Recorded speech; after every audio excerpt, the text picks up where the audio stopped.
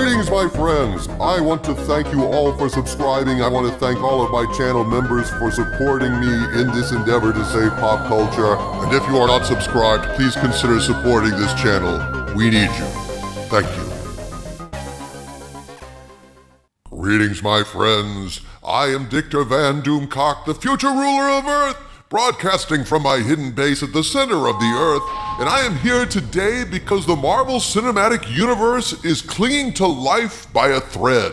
And Disney is terrified by two recent dramatic failures that are sending a clear signal. Marvel is in such deep and serious trouble, it may be damaged beyond all repair.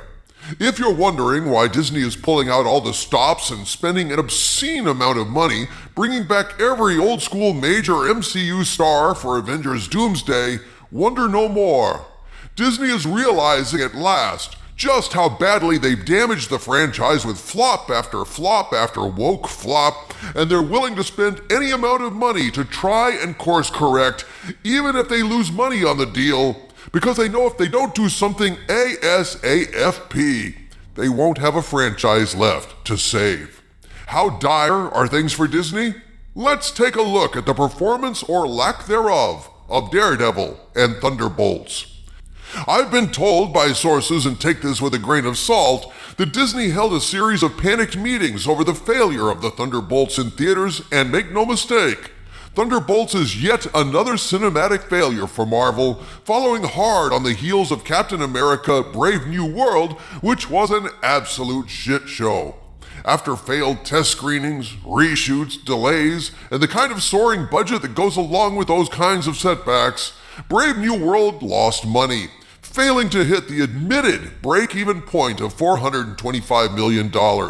And by admitted break-even point, I mean that Disney is admitted to a budget of $180 million. But, from rumors I've heard, the actual budget ballooned far above that mark due to the delays in reshoots, so hitting a global gross of $415 million just ain't cutting the mustard. Add to that the incalculable damage resulting from yet another Marvel movie stinking up theaters, the damage to their reputation, fan satisfaction, and perhaps even more importantly, the ability to pre-sell Marvel movies to theater exhibitors who are growing increasingly skeptical of Marvel's box office mojo. With all of that, you've got a red alert, all hands on deck situation, folks. So why specifically is Disney scared about how Thunderbolts has performed? At this point, I must state that what I'm about to share with you is information provided to my Hollywood agents from sources claiming knowledge of the situation, but since I cannot personally confirm any of it, I'm presenting it as unverified rumor, and I ask you to please take it with a grain of salt. So sources have been telling my team that Disney was shocked, absolutely shocked, by how poorly Thunderbolts opened in theaters.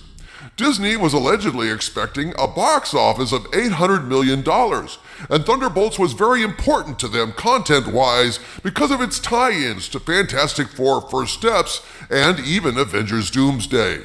They thought Thunderbolts was going to kick box office ass, but that has not happened. At best, the way Thunderbolts is currently tracking, it might possibly beat out Captain America: Brave New World in a race to the bottom of the barrel, but that's kind of like being the least smelly pair of bowling shoes in the alley. The real thing that allegedly scared the shit out of Disney was Thunderbolts was about as woke-free as these things get these days. There wasn't even any diversity in the cast. The Thunderbolts were an all-white team, and one of the great consolation prizes for Disney, the classic excuse for a Marvel movie failing, is the old racism charge. Oh, this movie or that movie failed because it had a female lead, because it had a black lead, because it was gay, because it was woke, yada yada yada. Disney has always been able to feel very righteous in shrugging off box office and Disney Plus failures as not their fault. It's the audience's fault for being racist, sexist deplorables. Well, the thing that has Mickey shitting his bright red pants this time around is they couldn't use that excuse for Thunderbolts. It wasn't diverse, it wasn't particularly woke, and yet it still failed. So, what does that say about how damaged Marvel is as a brand? It says the MCU is well and truly fracked. It says they've driven the audience away with all those shitty movies and shows, and even when they do the right thing now, improve the quality, fix the woke shit, it doesn't matter. Because the fans aren't watching anymore, and it's gonna be tough getting them to give Marvel another glance. Exactly, Harvey Cthulhu. Which leads us to exhibit number 2 in our case that the MCU is toast, Daredevil Born Again. Daredevil provides even more pointed evidence that Marvel is past its expiration date. So how bad is the news for Daredevil Born Again? Folks, think about all the shitty Disney Plus shows Marvel has crapped out. Agatha All Along, She-Hulk, Secret Invasion, Echo. All of these were pointless pieces of crimped off assloaf, and yet all of them have one thing in common. They all outperformed Daredevil in the ratings. The terrifying thing about this for Disney is the fact that Daredevil Born Again is almost certainly the least woke and best written MCU show ever posted on Disney+. It had everything going for it, including the original cast from the hit Netflix show. I actually liked and supported the first 3 episodes of Daredevil Born Again, but then it started losing momentum, started doing the usual padding thing that Marvel always does. Episodes dragged on, sometimes repeating themselves, Kingpin is crying, his wife Vanessa is wearing his pants, Charlie Cox is seemingly allergic to putting on the Daredevil costume, and the second to last episode has Matt Murdock doing some shit that just made me throw up my hands and give up on the damn show. But despite all of this, it's undeniable that Daredevil Born Again is one of the best, if not the best, MCU shows ever put on Disney+. And yet, as Matt McGloin of Cosmic Book News puts it, quote, "A moment of silence, folks, because hashtag RIP MCU continues as it has been learned that all 9 episodes of Marvel's Daredevil Born Again have failed to appear on the Nielsen viewership charts. It's the first time in MCU history that a Marvel series on Disney Plus has failed to make the charts. Even Agatha, Echo, Ms. Marvel, She-Hulk, and Secret Invasion made the Nielsen charts. The Marvel crybabies also can't downplay Nielsen.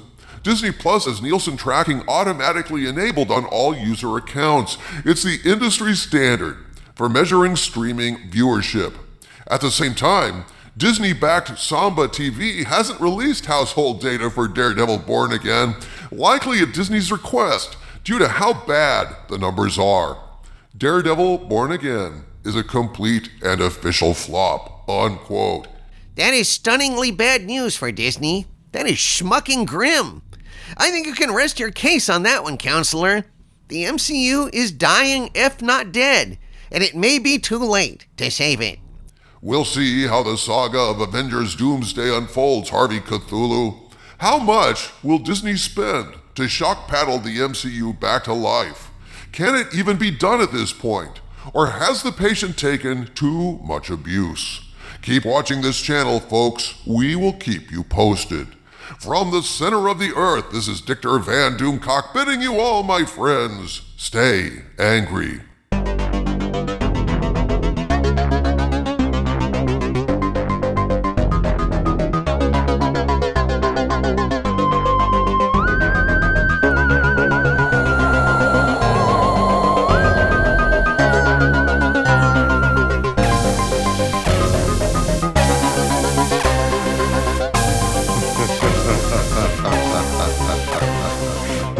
Ha ha ha ha ha ha ha ha ha ha ha.